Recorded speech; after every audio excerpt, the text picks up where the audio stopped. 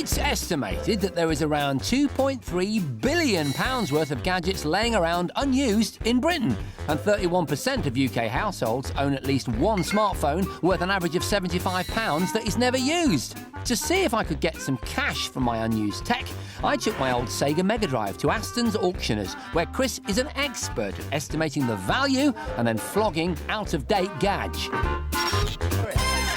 Lovely to see you. Well, I've got an item for you. Does it work? It does work. It's fully working. In fact, the cartridges are in immaculate condition because they're still boxed. So when's the last time you played it? Oh, probably about 1996. Yeah. I think we might need to test it then to check if it's working. Have you got a price you're expecting for it?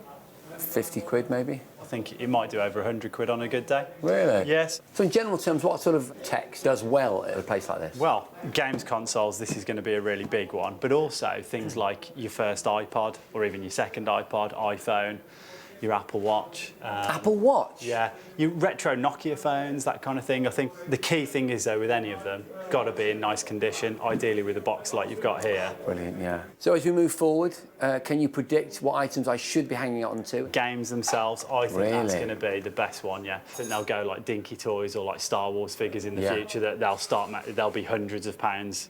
Obviously, PlayStation are releasing their new VR console. If you could afford to buy a second one and keep it mint and sealed, that could be a future, you know, really good collector's mint-sealed versions of virtual reality helmets. There's a tip. A couple of weeks later, I discovered my Mega Drive had sold for 30 quid. Not as much as I'd expected, but still, better to have 30 quid in my pocket than an unused console in the loft. On the flip side, an original Nintendo games console recently sold for around 10.5 grand, thanks to the fact that it had a rare game with it. So, you just never know. Video game trader Nick Brown was so successful at selling vintage games on eBay that he couldn't keep up with the demand and ended up opening a shop.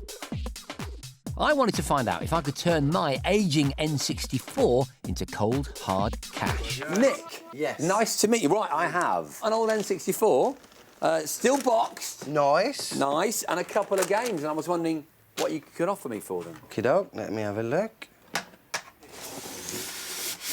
Nice condition. I'd offer 30 on the console. I'll sell this for 15, so I'll give you a tenner for that. Yeah. And a fiver for that. What, for GoldenEye, 5 quid? Are you kidding me? It's an awesome game, mate, but there's so many around. Just for Pierce, you've got to up that a little bit.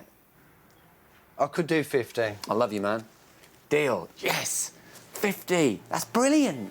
What's a sort of treasure trove item that would walk through your door, might have found in a garage or in a drawer in the attic? There's lots of things, but Nintendo's hot at the moment. Is it? Yeah. Is that because of Pokemon Go? That increased the price of all the Pokemon items, yeah. So your Game Boy Colors and all your original Pokemon games shot up. In fact, a 1998 Pokemon Red Game Boy game sold on eBay for $272.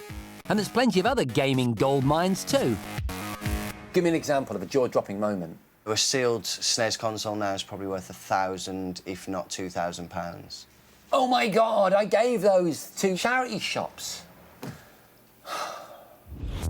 So, there you go. All that old gaming gear and other techie odds and sods you'd stuck up in the loft may be worth a fair bit of money. There's no harm in finding out, is there?